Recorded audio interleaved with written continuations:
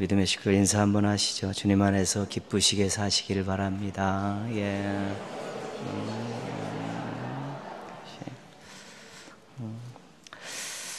이번 주 요절은 시편 144편 12절입니다. 144편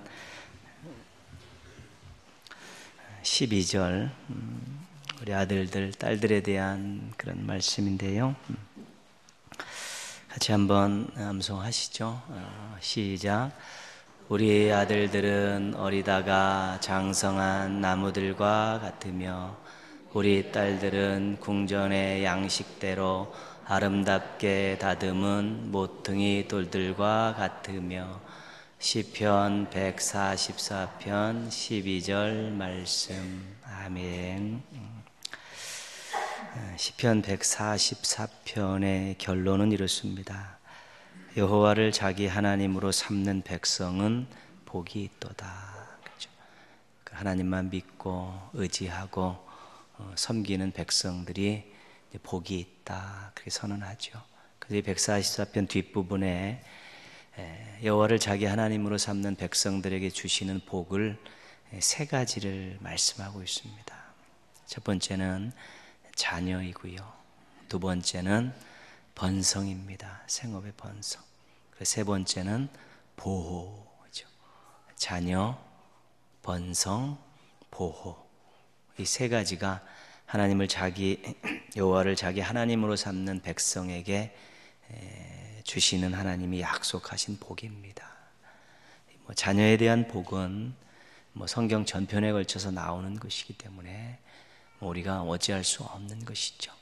계속해서 부모들의 신앙이 자녀의 인생과 깊은 연관성이 있다라고 그렇게 말씀하고 있죠. 근데 오늘 말씀에 보시면 자녀에 대한 복인데요. 우리 아들들은 어리다가 장성한 나무들과 같으며, 어린고 약한 것 같지만 하나님께서 큰 제목으로 키워주신다는 것이죠. 우리 딸들은 궁전의 양식대로 아름답게 다듬은 모퉁이 돌들에 이제 비유하고 있죠. 작고 여리지만 궁정에 있어서 이렇게 아름다움을 장식하는 그런 구조물과 같이 하나님께서 그렇게 양육시켜 주신다는 것입니다. 제목 모퉁이 돌, 이것은 꼭 필요한 존재들이다, 그런 의미입니다. 우리 자녀들이 어떻게 컸으면 좋겠을까? 나름대로 여러분들 꿈을 갖고 투자하고 또 기도하고 그렇게 아이들을 키워가고 있지 않습니까? 근데 어디 가서든지 누구에게나 인정받고 꼭 이렇게 필요한 존재들로 세움받는 것만큼 또 귀한 것 없죠. 우리 아이들이 어디 가서 무시당하고 온다든가, 또 어디 가서 끼지도 못하고 주변만 뱅뱅 돈다든가 그러면 엄청 속상한 것이죠. 그러나 어디 가서든지 꼭 필요한 존재로 친구들에게도 인정받고 어떤 하는 일에 있어서도 꼭 이렇게 필요한 존재로 그렇게 세움받는다면 그 굉장히 부모로서는 기쁘고 또 감사할 일이고 그렇습니다. 오늘 하나님 말씀이 여호와를 자기 하나님으로 삼는 그 백성들의 그 자녀들을 꼭 이렇게 필요한 존재들로 그렇게 세워주시겠다, 그렇게 약속하고 있는 것이죠. 그렇기 때문에 하나님을 믿고 의지하고 섬기는 이것이 본인에게도 큰 복이 되지만 자녀들에게도 그들의 미래를 결정짓는 아주 중요한 요인이 된다는 것이죠. 하나님만 믿고 의지하고 섬기는 그 부모가 자녀들을 위해서 기도하는 것을 하나님께서 외면하시겠습니까? 하나님만 섬기는 사람이 하나님께 기도하는 것을 하나님께서 외면하시겠냐는 것이죠. 또 하나님께 순종하는 사람들에게 약속하셨던 복이 성경에 무수히 많이 있는데, 그렇게 하나님만 믿고 의지하고 섬기며 사는 사람들에게 그 약속하신 것에 대해서 인색하시겠냐는 것입니다. 그렇기 때문에 여호와를 자기 하나님으로 삼고 하나님만 믿고 의지하고 섬기는 그것이 자신의 인생뿐만 아니라 자녀들의 인생도 특별히 하나님께서 어디 가서든지 꼭 필요한 존재로, 존귀하게 여김을 받는 존재로 세워주시겠다는 그런 약속의 말씀을 가슴에 담고 정말 아름답게 신앙생활하면서 자녀들을 위해 기도하고 축복한다면 자녀들 때문에 또 감사할 일이, 또 간증거리들이 넘쳐나게 될 것입니다. 자녀들에 대한 자랑, 자녀들에 대한 간증은 무엇입니까? 하나님께서 우리 자녀와 함께 하십니다. 하나님께서 우리 자녀의 인생을 인도하고 계십니다. 뭐 그것만큼 큰 감사와 간증이 어디 있습니까? 무엇이 됐다는 것 중요한 일입니다. 근데 하나님이 하셨어야 되는 것이죠. 하나님이 이렇게 해주셨습니다. 하나님이 얘를 부족함에도 불구하고 이렇게 세워주셨고, 하나님께서 이렇게 귀한 재능들을 주셔서 이렇게 만드셔서 하나님 영광의 도구로 삼으셨습니다. 그런 간증들이죠. 자녀의 잘됨은 부모에게는 기쁨이고 하나님께는 영광이 되어야 되는 것입니다. 자녀의 잘됨이 부모의 자랑거리로 끝나버리면 아무런 의미가 없습니다. 이것은 하나님이 함께 하셨고 하나님이 하신 일이고, 부족한 저의 신앙과 기도를 보시고 하나님께서 또 우리 자녀에게 복을 주셨습니다. 감격이 되고 감사가 되고, 그런 그 자녀를 또 하나님의 영광을 위한 귀한 존재로 키우기 위해서 더 노력하게 되는 것입니다. 자녀들에게 하나님으로 인한 복된 인생을 선물하는 우리 믿음의 부모님들 되시기를 주님의 이름으로 축복합니다. 데살로니가 교회에 대한 사도 바울의 감사는 성장하는 믿음과 풍성한 사랑이었습니다. 믿음이 계속 자라고 있고 그들의 삶에 있어서 사랑이 아주 넘치는 그런 삶의 모습들을 보여준 것이죠. 그래서 너희들 생각할 때 믿음들이 자라고 사랑이 풍성한 그 모습, 정말 하나님께 늘 감사하고 있다. 이것이 편지에 나오는 아주 좋은 첫 번째 내용이고요. 데살로니가 교회에 대한 그 자랑은 박해와 환난 가운데서 인내와 믿음을 보인 것입니다.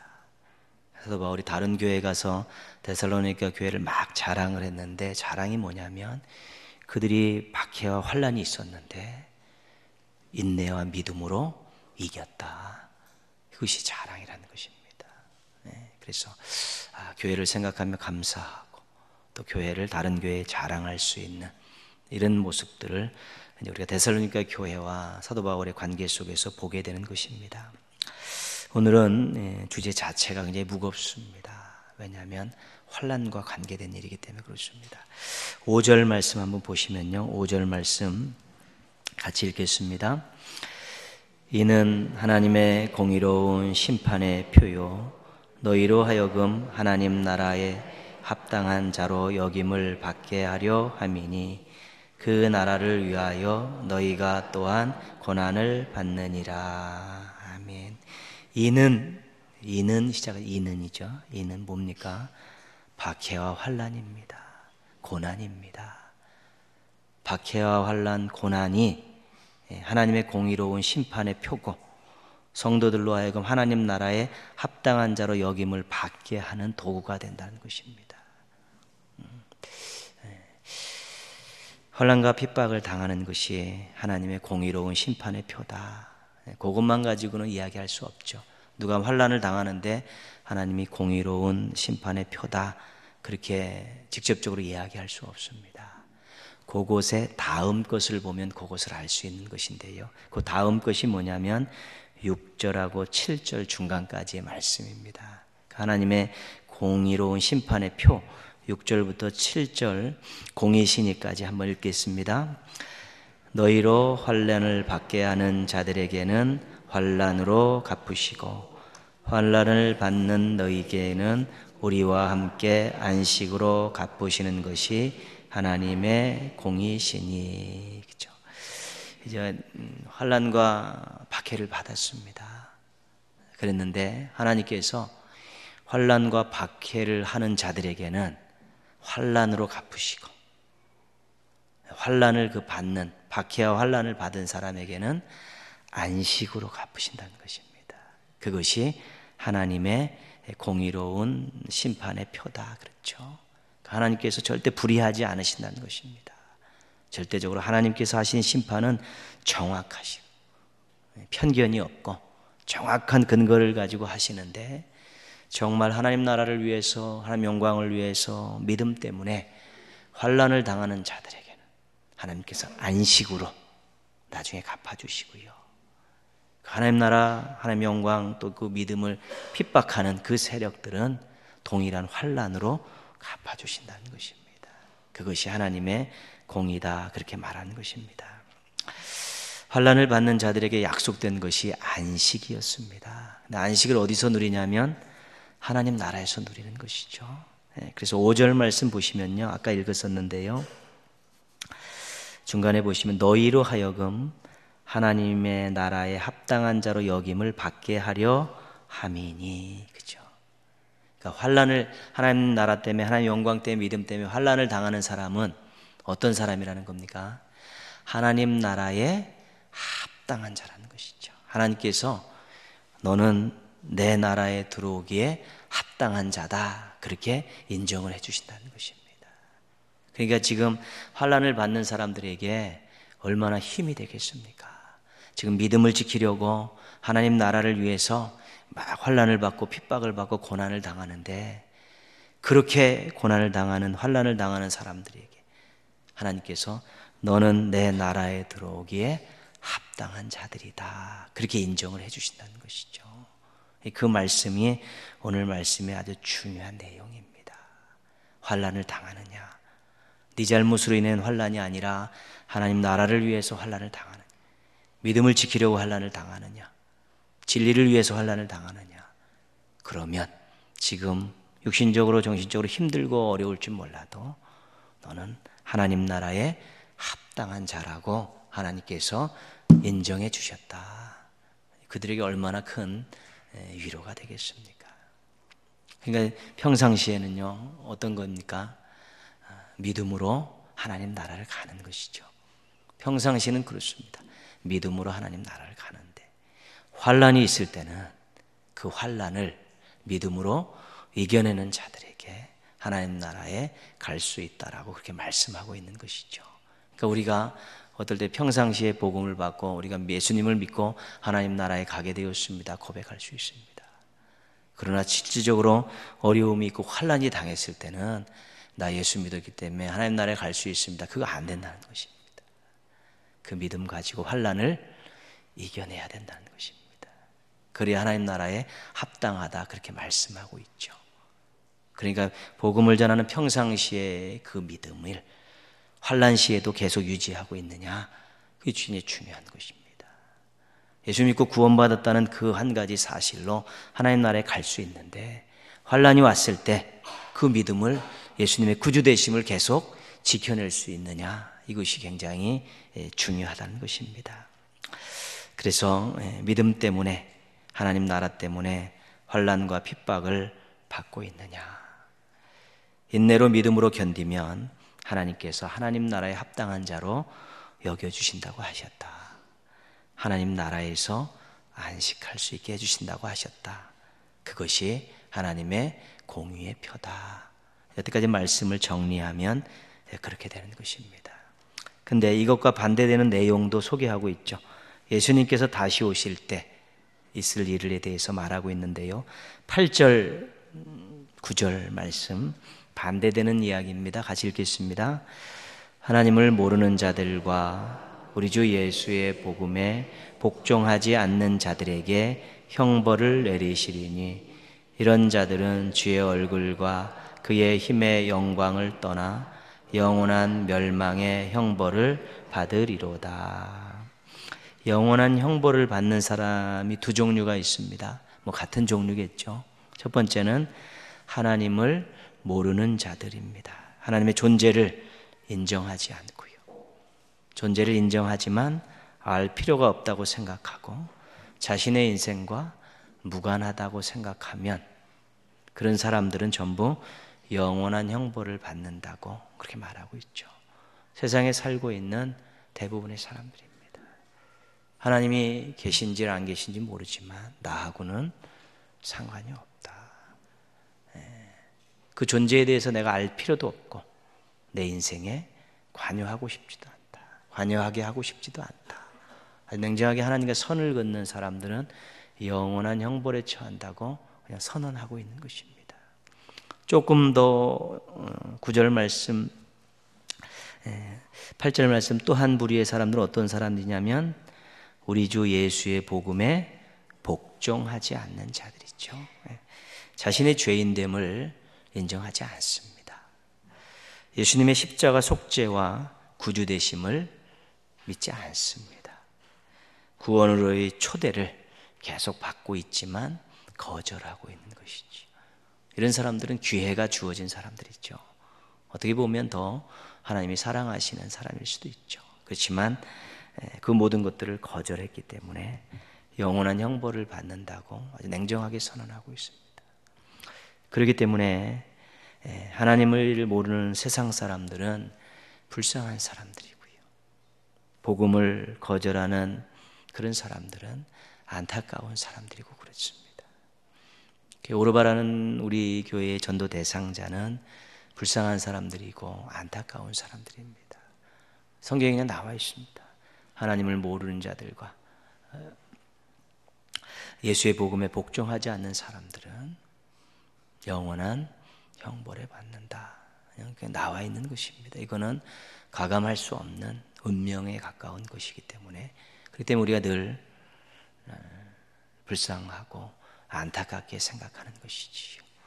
세상 것을 다 가지고 있다 할지라도, 세상에서 남부러운 지위를 가지고 있다 할지라도 하나님을 인정하지 않고 복음을 거절한 사람들은 불쌍한 사람들이에요. 영원한 형벌이 예비되어 있는 사람들이죠. 그래서 끊임없이 그들에게 주님 다시 오시기 전까지 계속해서 기회를 줘야 되는 것입니다.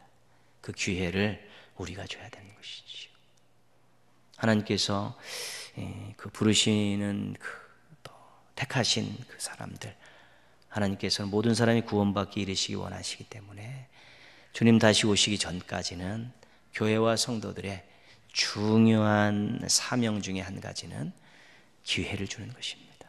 복음으로서 영원한 형벌을 면할 수 있는 기회를 끊임없이 주는 것이지요. 그래서 뒤집어 생각하면 우리가 하나님을 어떻게 알았습니까? 우리가 복음을 어떻게 거절하지 않고 받아들였습니까?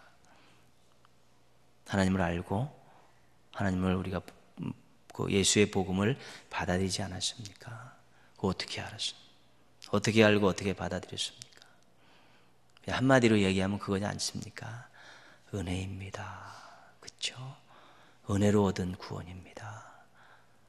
그렇기 때문에 또 이 은혜를 받지 못한, 구원의 은혜를 받지 못한 사람들에게 끊임없이 우리가 기회를 줘서 또 그들의 마음도 또 하나님의 은혜가 임하는 그런 때를 기다리면서 계속해서 다가설 수 있어야 되는 것입니다.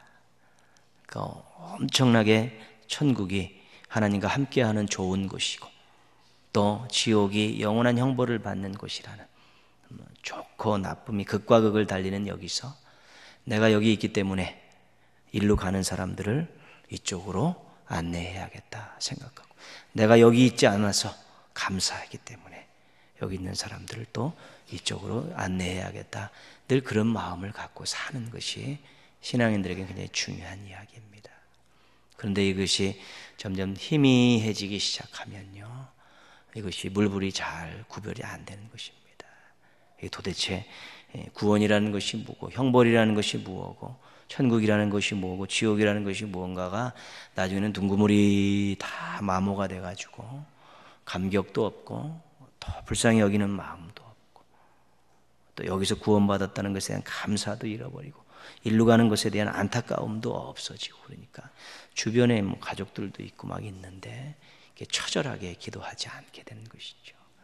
그러니까 죽어가는 생명들을 바라보면서 가슴 아파하고 기도하지 않고 그러면 굉장히 이제는 신앙 자체가 굉장히 생명력이 많이 떨어졌다 생각해도 뭐 틀린 말은 아닌 것입니다. 성도들과 불신자들의 환난과 핍박의 원인이 다릅니다. 세상 사람들과 성도들과의 환난의 원인이 다른 것이죠. 우리 성도들은 하나님 영광을 위해, 하나님 나라를 위해 믿음 때문에 환난과 핍박을 당하는 것이고요, 세상 사람들은 환경 때문에, 사람 때문에 자기 살다가 또 자기 잘못으로 이렇게 당하는 것입니다. 성도들과 불신자들의 환난과 핍박을 대하는 태도가 다를 수밖에 없습니다. 성도들과 불신자들의 환난과 핍박 이후의 운명이 다를 수밖에 없는 것입니다. 그러니까 동일한 것인데 근본적으로 따르면 다 틀리죠. 우리가 주님 때문에 막 어려움을 당하는 것과 세상 사람들이 환경적으로 물질적으로 당하는 그런 어려움들과는 비교도 안 되는 것입니다. 원인도 틀리고 대하는 방법도 틀리고 그것 이긴 이후에 결과도 다른 것이기 때문에 그렇습니다. 그래서 고난을 당하고 환난을 당해도 정말로 우아하게 당할 수 있어야 되고 소망을 가지고 당할 수 있어야 되고요. 믿음으로 잘 이렇게 맞서 나갈 수 있어야 되는 것입니다. 그런 모습들이 우리에게 필요한 것이죠. 하나님 나라를 위해서 환난을 당할 마음이 있는가? 하나님의 영광을 위하여 환난을 당할 의지가 있는가? 아주 중요한 자기 점검 질문입니다. 하나님 나라를 위해서 정말 내가 환난을 고난을 당할 마음이 있는가? 하나님의 영광을 위해서 내가 환난을 고난을 당할 의지가 있는가? 자기에게 물어봐야 되는 것이죠. 왜냐하면 당했을 때 어떤 반응이 나올지 모르기 때문에 그렇습니다. 근데 이것보다 먼저 점검해야 될 것이 뭐냐면 하나님 나라를 위해서 하나님 영광을 위해서 수치와 수고를 감당할 의지가 있는가가 먼저 중요한 것입니다. 일상 삶을 살면서 하나님 나라를 위해 하나님 영광을 위해서 수치당하는 것 또 수고하는 것에 대해서 거부하고 인색하면 환난이 왔을 때 감당할 수 없습니다. 일상의 삶 속에서 주님을 위해서 수치를 감당할 수 있는 그런 삶을 살지 않으면 또 주님을 위해서 하나님 나라를 위해서 수고하는 삶이 없는데 엄청난 환난이 왔을 때 하나님 나라를 위해서 하나님 영광을 위해서 환난을 당할 태도가 나올 수 없다는 것입니다. 그 일상의 삶이 중요한 것입니다.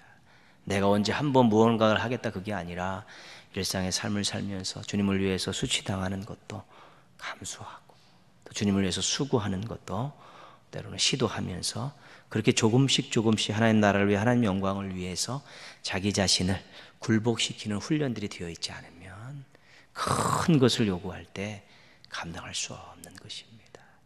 그래서 환난 전에 수치와 수고를 먼저 넘어야 되는 것입니다.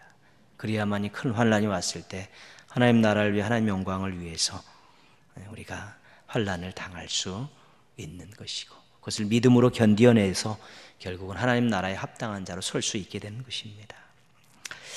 환난을 견딜 수 있는 믿음이 있는가?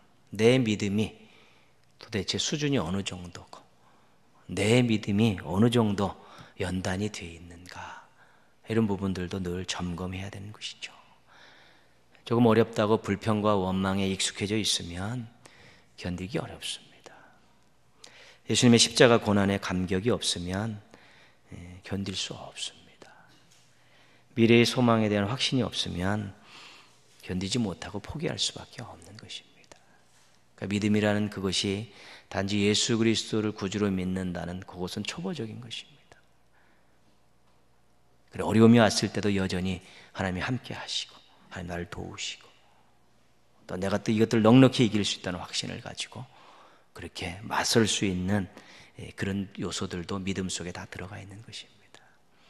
그래서 믿음은 자라야 되는 것이고요. 믿음은 연단이 되어야 되는 것입니다.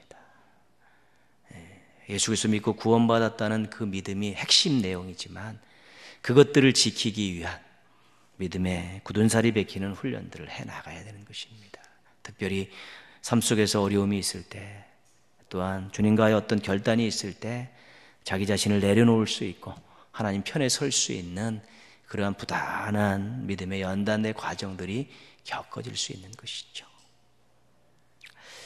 다니엘이 죽을 줄 알면서 여전히 창문을 열고 하나님 앞에 경배를 드리고 기도했던 그런 모습들이 어디서 나왔겠습니까? 한 번 이빨 꽉 깨물어서 나왔겠습니까? 평상시 계속 그 시간 기도했던 그 저력에서 나온 것이지 갑자기 어느 날 툭 생겨나가지고 그런 환난 앞에서 자신의 믿음을 지킬 수 있었던 것은 아니라는 것입니다. 삶의 작은 부분에 있어서 정말 자기 자신을 내려놓는 부단한 훈련을 통해서 어떤 환경 속에서도 예수 그리스도의 구주 되심에 대한 추호의 의심도 없고 흔들림이 없는 그런 일들을 위해서 삶 속에서 부단히 자기 자신을 하나님 앞에 내려놓고 쳐서 복종시키는 이런 부분들로 인해서 예수님의 구주 되심의 그 겉에 단단한 굳은 살이 배겨서 큰 환난이 와도 그 예수님의 구주 되심에 대해서 흔들림이 없는 것입니다. 우리가 일반적으로 많은 소설이나 영화를 보고요, 공산치 않아 타종교권에 있어서나 또 요한계시록에 봐도 마지막에 묻는 게 무엇입니까? 예수님이 네 구주냐 아니냐는 거 아닙니까? 그런데 환난으로 막 압박하고 두려움을 주면서 모든 삶의 기반들을 흔드는 그러한 환경들을 조성해 가면서 그 부분을 묻는 것입니다. 그런데 예수님의 구주 되심에 대한 부분들에 대한 겉껍질이 굳은 살이 없으면 홀딱 뒤집어 엎어버리는 것이죠. 나 안 믿겠다고, 나 모르는 사람이다라고. 그런 것들이 믿음이 없어서가 아니라 믿음에 대한 구주 되심에 대한 부분들을 감쌀 수 있는 그런 훈련들이 없기 때문에 생겨나는 것이기 때문에, 그래서 믿음은 계속 연단하고 훈련하고 자랄 수 있도록 만들어 갈 수 있어야 되는 것입니다. 복음의 초보 단계, 어린아이 단계를 지나서 굳은 살이 있는 모습들로 가야 되는 것이죠. 물질 때문에 신앙을 팔아먹는 사람이 얼마나 많습니까? 명예 때문에 신앙을 팔아먹는 사람이 얼마나 많습니까? 자녀 때문에 신앙 팔아먹는 사람도 있습니다. 신앙을 버리고 등 돌리는 신앙의 원인들이 얼마나 많은지 모릅니다. 사랑하기 때문에 신앙을 버릴 수 있다는 것입니다. 그러나 하나님보다 더 사랑하는 것이 있어서는 안 되는 것 아니겠습니까? 그러나 내가 두 번째 사랑하고 세 번째 사랑하는 것 때문에 예수님의 구주 되심에 대해 흔들릴 수 있다는 것입니다. 그러나 하나님 앞에서의 핑계는 없습니다. 하나님이 1번입니다. 하나님 최고입니다. 하나님 나라 때문에, 하나님 영광 때문에 환난이 있을 때를 생각하면서 자신의 믿음을 잘 연단하고 또 점검하고 훈련하셔서 언제든지 하나님 나라에 합당한 자로 여기심을 받는 여러분 되기를 주님의 이름으로 부탁드리겠습니다. 11절 12절이 이제 기도로 돼 있죠. 이러므로 우리도 항상 너희를 위하여 기도함은, 그 첫 번째 기도 조금 읽어보시면요, 우리 하나님이 너희를 그 부르심에 합당한 자로 여기시고, 그렇죠? 합당한 자, 그렇죠? 부르심에 하나님 나라에. 두 번째 중보기도 제목이 12절입니다. 같이 한번 읽겠습니다. 우리 하나님과 주 예수 그리스도의 은혜대로 우리 주 예수의 이름이 너희 가운데서 영광을 받으시고 너희도 그 안에서 영광을 받게 하려 함이라. 두 번째는 영광입니다. 영광. 공동체 안에서 영광을 받으시고 예수 안에서 영광을 받게 해달라는 그런 기도죠. 그래서 11절 12절의 중보기도의 내용이 뭐냐면 합당과 영광입니다. 이건 최고의 기도죠. 하나님 나라에 합당한 자가 해결해달라는 기도는 믿음을 기도하는 것입니다. 순도 높은 믿음, 절개 있는 믿음, 이 믿음이 있어야 하나님 나라에 합당한 것이죠. 순도 높은 믿음은 뭡니까? 예수 그리스도의 구주되심에 대한 100% 신뢰입니다. 절개 있는 믿음은 뭡니까? 아무리 어렵고 환난이 와도 핍박이 와도 예수 그리스도에 대한 구주되심에 대한 불변의 믿음입니다.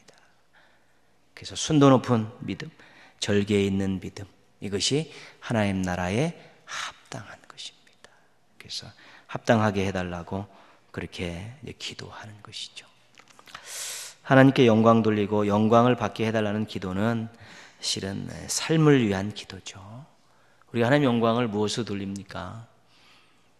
궁극적으로는 삶으로 돌리는 것입니다. 예배를 통해 직접적인 영광 돌리고 찬양도 돌리며 하나님 영광을 돌리지만 하나님 나라 백성들은 이 땅의 삶을 통해서 하나님 영광을 돌리는 것입니다. 그래서 어떤 환경 속에서도 참으로 삶을 통해서 하나님께 영광을 돌리는, 또 때로는 그것 때문에 하나님께 영광을 받는, 영광의 도구로 살고 또 영광의 대상이 되는 것입니다. 땅의 삶을 통해 하나님의 영광의 도구가 되는 것이고요, 하나님의 영광의 대상이 되게 해달라는 그런 기도죠. 마태복음 5장 16절 우리가 요절로 외웠던 것이지만 오래돼 가지고요. 마태복음 5장 16절 한번 보실까요? 마태복음 5장 16절.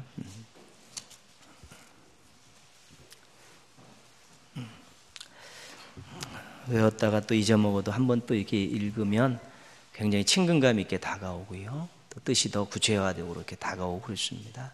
그 암송의 열매입니다. 그것이. 같이 한번 읽겠습니다. 이같이 너희 빛이 사람 앞에 비치게 하여 그들로 너희의 착한 행실을 보고 하늘에 계신 너희 아버지께 영광을 돌리게 하라. 그렇죠? 착한 행실을 통해 사람들로 하여금 하나님께 영광을 돌리게 하는 삶이죠. 갈라디아서 1장 한번 볼까요? 갈라디아서 1장. 갈라디아서 1장은 사도 바울에 대한 것인데요. 갈라디아서 1장 23절 24절. 갈라디아서 1장 23절 24절.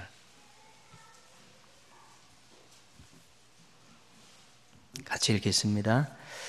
다만 우리를 박해하던 자가 전에 멸하려고 그 믿음을 전한다함을 듣고 나로 말미암아 하나님께 영광을 돌리니라. 사도 바울의 변화된 그 모습을 보면서 사람들이 하나님께 영광을 돌렸다는 것이죠. 그러니까 우리가 삶으로 하나님께 영광 돌리는 방법은 우리가 하나님 중심으로 말씀 중심으로 그렇게 살면 누가요? 주변에 있는 사람들이 하나님께 영광 돌리는 일들이 일어나는 것이죠. 삶의 영광이 무진장 중요한 것이죠.